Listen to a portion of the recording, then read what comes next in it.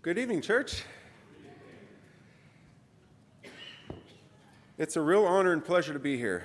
I speak to a lot of churches around Colorado and Nebraska and, well, all over the Pacific Northwest, quite honestly. And this one's very special because, well, my mom and dad are here.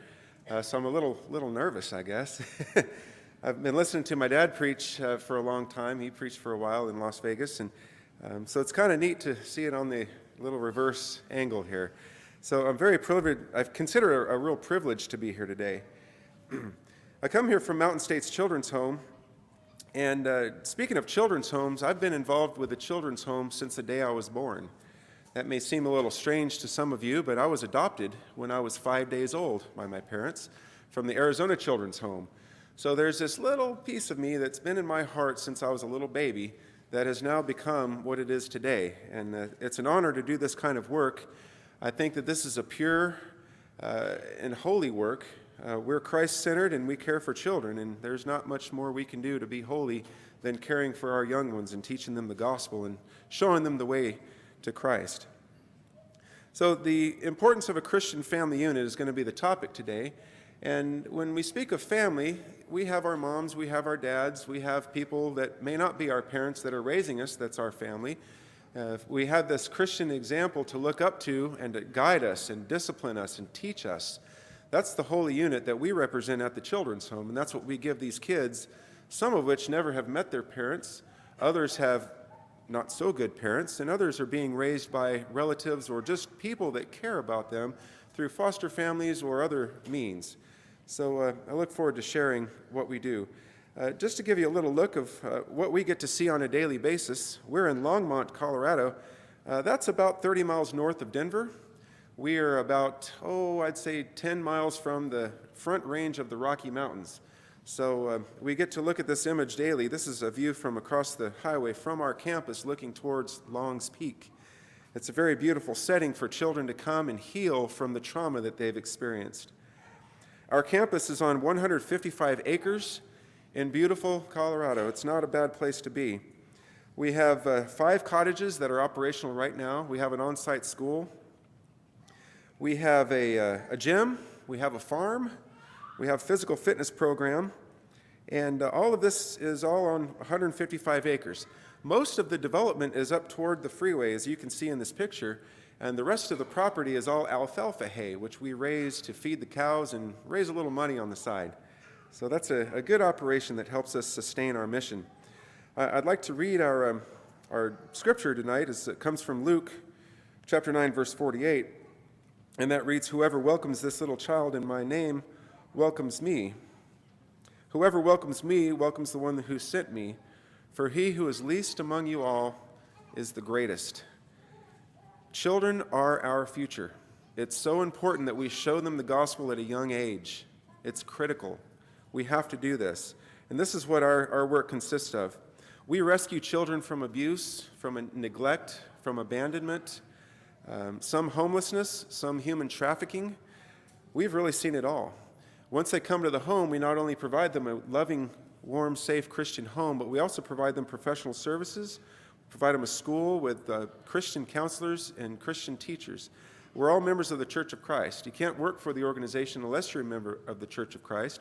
You can't be on our board. And we consider that the path that we want to keep. We don't want to stray from that, and we're not going to. So our mission, in essence, is to rescue children from abuse, neglect, abandonment by providing professional services that heal their physical and mental trauma.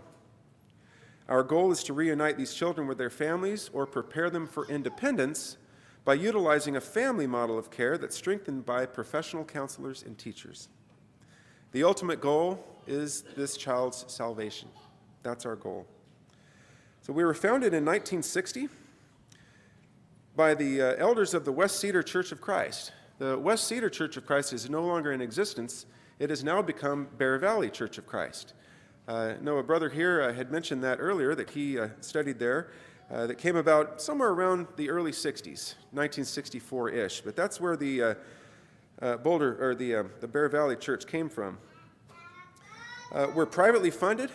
The elders at the West Cedar Church one of them, Elmer Richards, was a traveling salesman. Back then, he would go from door to door, from town to town, and he would see families struggling with their children. He would see these children that didn't have a proper meal in their tummy. They didn't have decent clothes. They had bruises and scars and marks, and he saw a lot of that. And he came back to the church and says, we need an alternative to state-run or government-fund child care facilities. Thus, the children's home idea came about. So in 1960, he got with 4 other men, all elders of that church, and they took out a second mortgage on all of their homes to purchase the property here in Longmont. I can't imagine what their wives thought about that, but nevertheless, it was done. So we're privately funded. We always have been. We always will be. We're in a vast mission field. There's churches of Christ that support missions all over the world that are in vast mission fields. Haiti, Singapore, there's just some very awful places in the world. And Colorado's not all that awful, but we're not very strong in the church up there. There's not many churches up there. So we have to be that shining light on a hill to share Christ with the community. And if anybody knows anything about Boulder County, it's not a very Christ-centered environment. So a lot of our kids that come to us have never even heard of Jesus Christ. But that's okay. Now they're in a good spot, and we intend to continue that. Like I mentioned, all of our board are members of the church, and we're a resource for families and churches from not only Colorado, but all over the country. We've even had a placement from Florida one time. So we are a local charity wherever we go, but our location is in Colorado. Our program is a residential group care facility. We're not a residential treatment center. That's the facilities that handle extreme mental illness, abnormal psychology, and psychopathology. We provide them a loving home, which is centered around safety. It's centered around hope and love. When these children come to us, they stay on average of 1.5 years. So it's not a quick fix. They come and stay with us. They're our kids for a while. We are their temporary custodian. So when the parents or guardians, or every once in a while we get a state placement, but not very often, when they place them with us, we become their temporary custodians. So they're our kids. We have a stabilization period of 30 to 60 days to where there's no contact with their families or whoever their guardians are, to try to get them used to the environment that they're in, kind of get them used to their, what their life's going to be like for the next period of time. Sometimes it's up until they graduate, just depending on the circumstances. So our family model of care consists of house parents. We have 5 cottages, no more than 6 children per cottage, and each cottage has a set of house parents, which is a Christian man and woman who are married that have, in most cases, raised their own children, but they still have that heart for children. So that's who our house parents are. And our ultimate goal is to transition the child back home or prepare them for independence if their home is not a good place. So we'll get to some of these steps on how we do this. But first, I'd like to mention that our service that we provide is scripturally sound. We're all familiar with James, the passage that speaks of serving children. Religion that God our Father accepts as pure and faultless is this: to look over orphans and widows in their distress, and to keep oneself from being polluted by the world. Now, the orphan dates back to way back, 13th century, meaning parentless child, or fatherless child, or a child that's been abandoned or left, or in the most common definition, a child who's lost their dad. And we think about the widow, that dates back to Old English, meaning solitary, or a woman who is alone, and in the common, who has lost her husband. But a lot of the children that we serve come from single-parent families of moms who have been abandoned by their father. And that's a modern-day widow by definition. So our family model of care is accompanied with family-focused professional Christian counseling, which is in essence looking after the modern orphan and widow. So our service is scriptural. A little bit about our children. Most of the kids that come to us have all been traumatized through abuse, the worst kind of abuse, some abuse, neglect, abandonment, homelessness. 2 kids come to us. They were Michael and Lisa. They came from the foster family environment. They had seen 5 foster families in their lifetime. Their parents had abandoned them at a very young age, leaving them with an aunt. The aunt was an alcoholic and couldn't care for the children anymore, so they became wards of the state. Long story short, they went to very bad families, and that last family that they were in was a very bad place, especially for Lisa. I'm not going to get into details of what she experienced, but you can all probably use your imagination.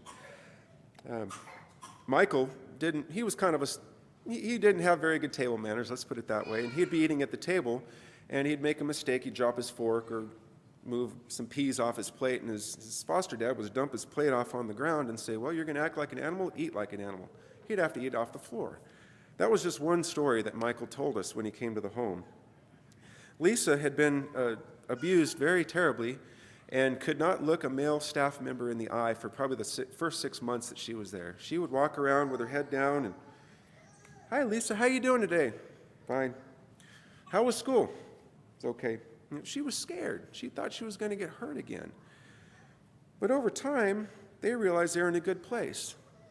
And I'll get back to Michael and Lisa in a little bit. But most of the kids that come to us have gone through terrible things.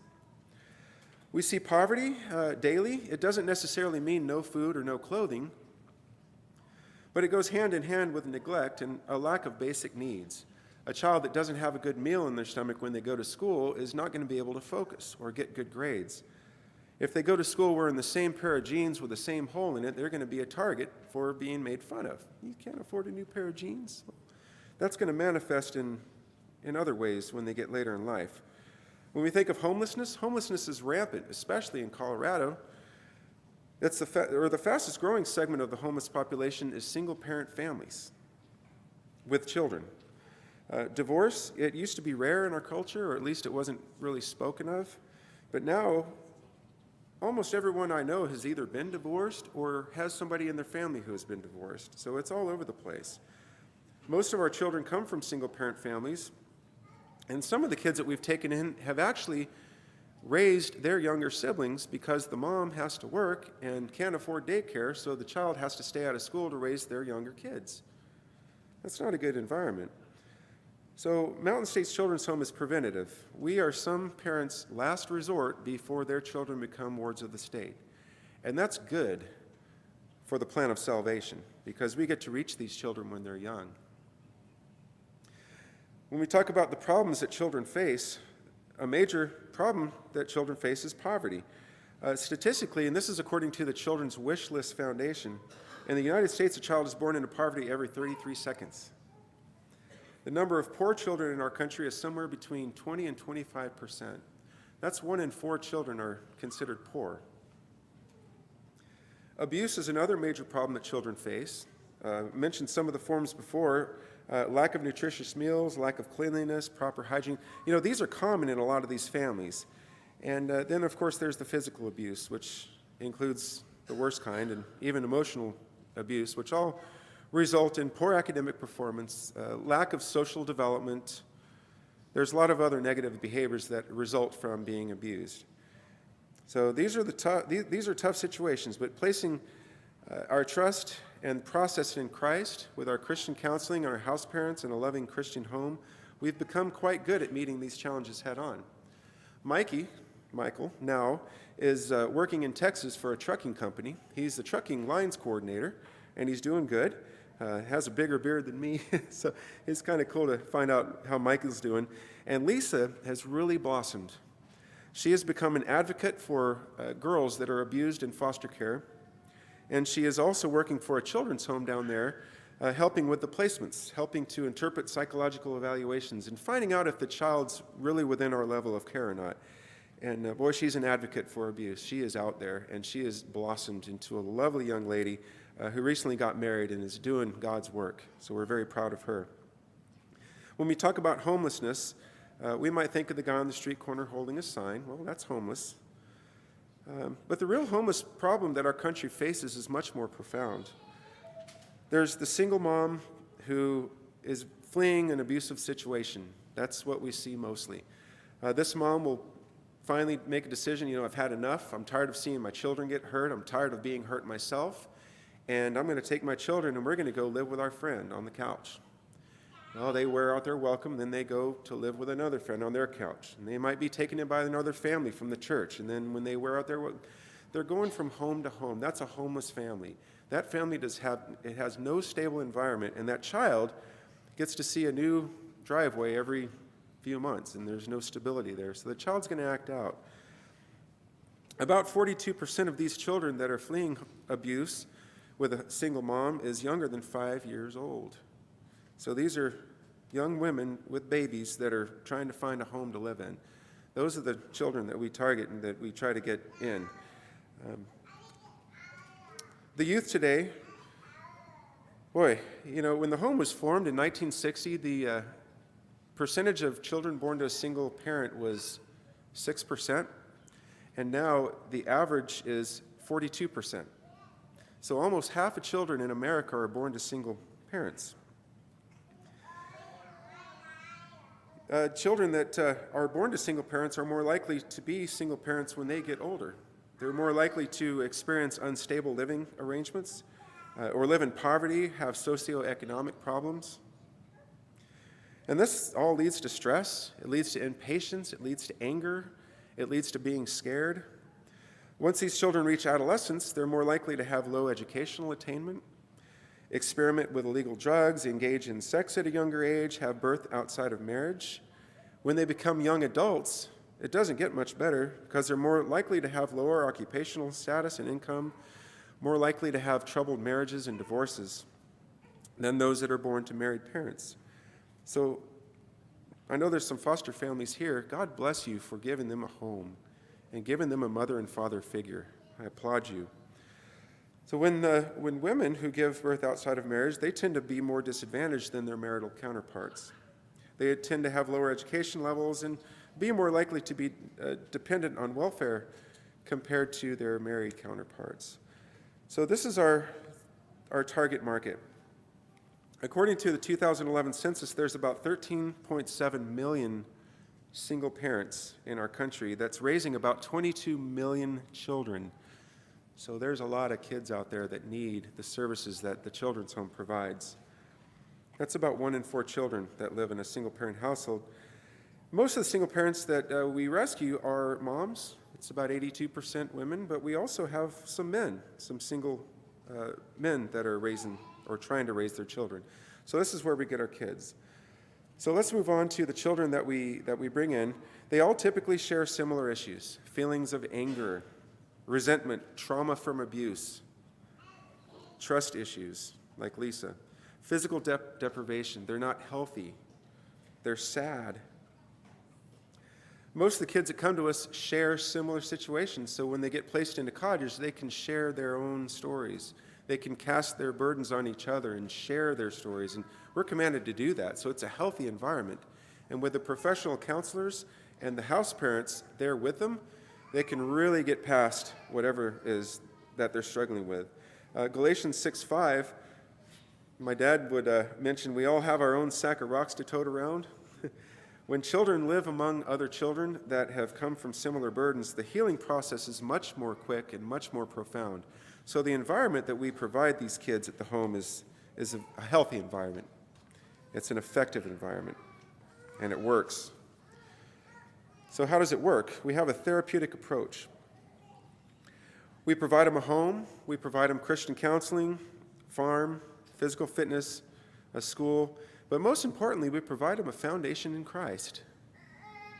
That's the main deal. That's where they find the real healing. This home is a very safe, loving environment. A lot of these kids aren't used to it.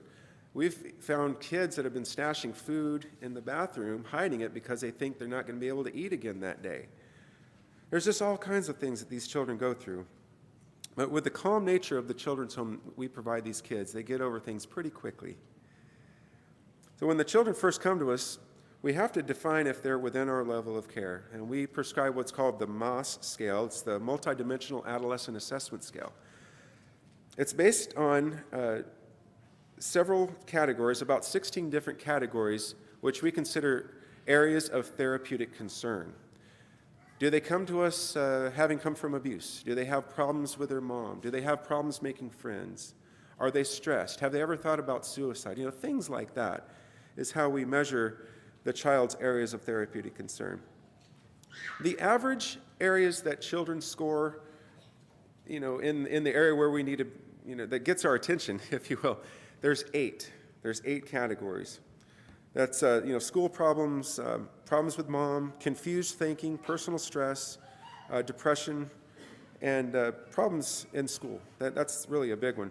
After the first year that they're in the home, that average goes down to 4 areas. 4. So they're halfway better, if you will, after their first year. So our goal is to keep chipping away at these areas of therapeutic concern to get them to where they're ready to go back home, if the home's a good place. So when we think about the home is run by parents or guardians that a lot of times have been the problems themselves. These children are okay, but the mom or the dad may have problems with controlled substances or anger problems, that sort of thing. So our therapeutic process not only involves the children, but we also bring their family in for a group therapy session. We can also minister to that family as well as the child to show them all the gospel of Christ and all the healing power that is within that. That's what really sets us apart, is it's not just the child we're focused on the family. So we want to get that home back to where that child is in a good, safe place. So we have 5 key factors that we focus on. Like I mentioned before, the home is a safe haven. It's a refuge. It's a safe place. The house parents are Christians. They can share the gospel with children. They can lead devotionals and teach children how to lead devotionals, teach them how to be disciples for Christ's purpose. They have a place to call their own. Our newest cottage, cottage number 5, has 6 bedrooms where it's a girls' cottage, and each bedroom has its own bathroom, which is good for the girls. They don't have to scratch and fight each other like my girls do in the morning, trying to get ready for school and whatnot. The daily devotionals is really profound. One of the most profound experiences I've had is I went to visit one of the cottages during devotional time, and I was expecting the house dad or the house mom to kind of lead a devotional before school. And I sat down and we said a prayer, we sang a song, and then one of the children got up and led the devotional. You talk about a powerful message, hearing it from a child who's come from a very dark place, who has now found Christ and is now able to teach the gospel. That's the transition that we get to see on a daily basis. And of course, the final thing that the home provides is peace. A lot of these children have never felt peace, and when they get in this calm nature of the home, it's peaceful, and that's good. We have a few pictures of the homes here. This is a second cottage. This is a boys' cottage here. A little bit of the trees are in the way. Another cottage. This one has 6 rooms, and this is a boys' cottage. It's on the north end of campus. This is another girls' cottage, which is at the south end of campus. And this is the new cottage. This is cottage number 5 that is beautiful. It's a 6,500 square foot ranch home. You first walk in the door, to the right is the house parents' quarters. That's where they live.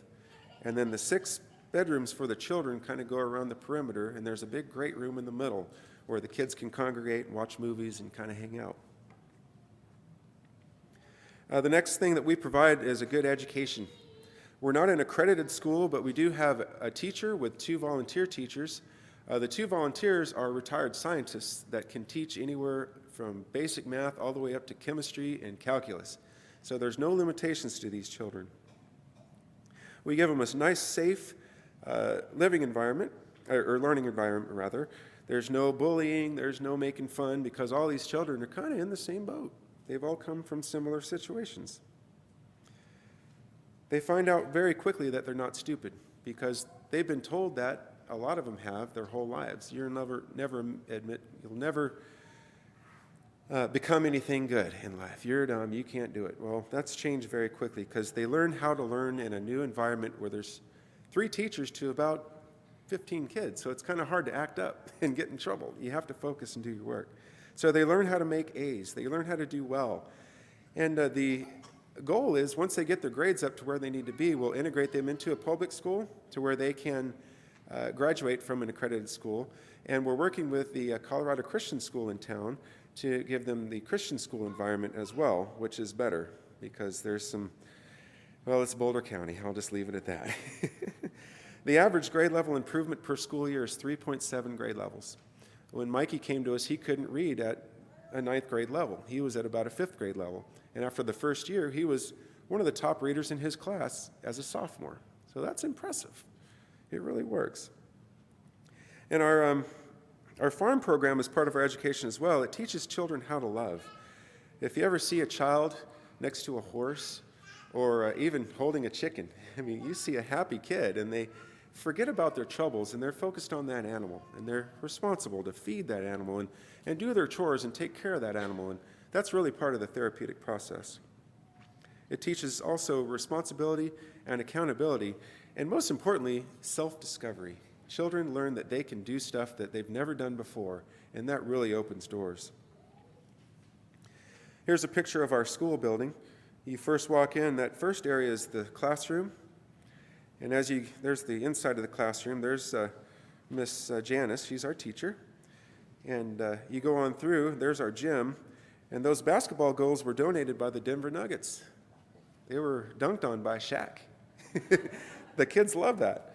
But that's a nice gym facility, and if y'all ever want to come up and bring a group and visit, I know it's a long ways, but we'll probably put you up in that gym. We'll put out cots for you. It'll be nice and comfy, cozy for you.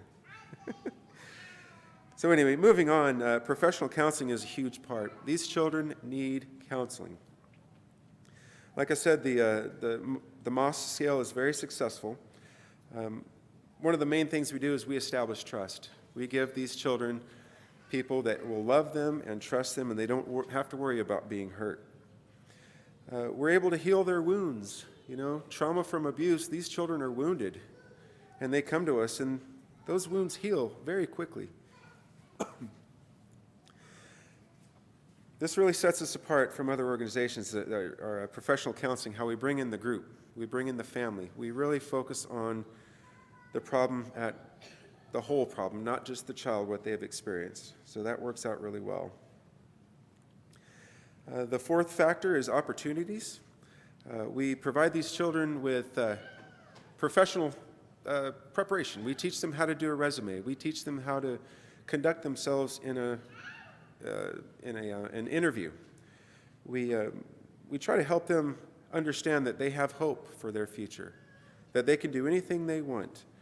You set whatever goal you want to set, and we'll help you get there. And that's a big part of our program. Our community has really gotten behind us because we're so unique. There's nobody in Boulder County that's doing what we're doing. There's professional services available for abused children, but they're not Christ-centered. That's what really sets us apart. We're working on a program now that is going to care for 18 to 24-year-old children. We're licensed by the state. Once they turn 18, we can no longer have them on campus. So a lot of these kids aren't quite ready to take on the world at 18. So we're working on that, and I'll get to a little more details there towards the end. But they have every opportunity to do well. We have some businesses in the community that have even offered kind of a mock internship to where they can come and help out with certain tasks at their job and learn what it's like to be on time and have a task to do and get it done and get rewarded for it, a little stipend of money. So that's a very unique thing that sets us apart as well. And then finally, in my opinion, most importantly, is our foundation in Christ that we show them. These kids hear the gospel. We teach the gospel to every child, and this is the foundation of our program. This is why we've been successful for the last 57 years. With Christ at the helm, we cannot fail. So we keep him in the center of everything we do. And what's really neat is that it's cool to be a Christian on campus because other Christians, which are children, teach the other children. And to see a child share the gospel with another child is profound. It's just amazing. We've had 19 baptisms in the last year and a half. Right now we have 19 children. We have children come and go, but that's a pretty good number, I think. So that's good. So salvation really is our number one goal. We provide a lot of solutions, but is there any better solution than finding their way to heaven as a child? That's our goal, and that's our business. So everything we do at Mountain States Children's Home is our ministry in one way or another. We always put Christ first. Here's a picture of our church. We attend the Longmont Church of Christ. We have wonderful elders, wonderful leadership, just like here. And I'd like to get into something real quick that there's a little myth versus reality I like to look at. It's been said that the best evangelism efforts are those that reach the most people. Well, that's true. But the reality is the most effective efforts to share faith are interpersonal and relationship-based, one-on-one kind of stuff. So we equip our children to become disciples through everyday interaction with other Christians. We have two boys that came to us, Sam and CJ, and I love this story. Sam is a guy that I would not want to meet in an alley. He was a tough boy, big old boy, scary, affiliated with the gangs. He was a drug mule for his older brother. He came to us at 14, and he dwarfed me, big old boy. He didn't want to be told anything. He had a chip on his shoulder. You're not going to tell me anything. I'm going to be out of here real quick. Don't waste your time on me. Well, over time, he started to soften up. He heard the gospel. And boy, did he get on fire for Christ. Once he broke through, he's like, this is great. He started leading the most beautiful prayers. He would lead the beautiful devotionals and just powerful. And you could tell as his heart would pour out. And about this time, CJ came. CJ was a little bit smaller than Sam, but not much. He was another big old tough boy that I wouldn't want to wrestle. Or wrestle? Wrestle. Okay, either way. So CJ came, and we decided, let's put CJ in the same cottage as Sam. We're going to see what can be done here. And sure enough, Sam got a hold of CJ, not physically, but spiritually, and he started teaching CJ, and they just became the best of friends. And, the time that CJ came down and wanted to be baptized, he didn't want the preacher to do it. He wanted Sam to do it.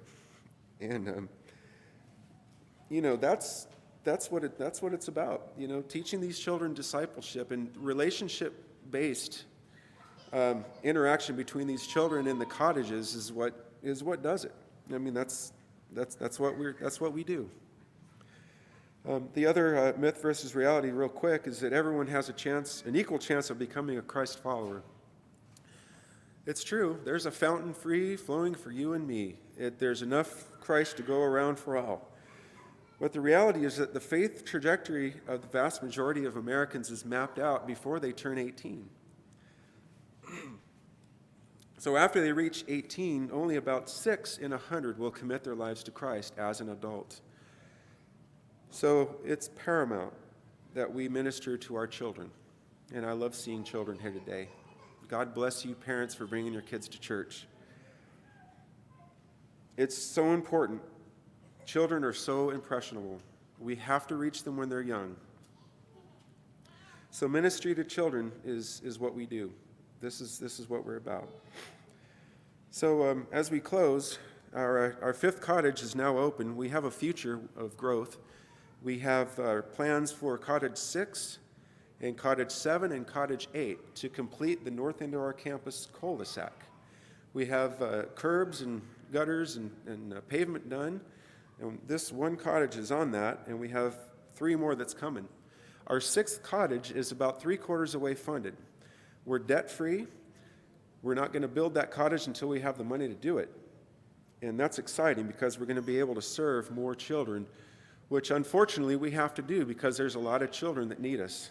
And we're going to double in our capacity by that time. Right now our capacity is 24, and we're going to be up to a capacity of 48 children when it's all said and done, hopefully within the upcoming 10 years. So that's important. So we're doing capital campaign, and I'm not going to get into the money stuff, but we are privately funded, and we're always in the community raising money so that we can grow our mission.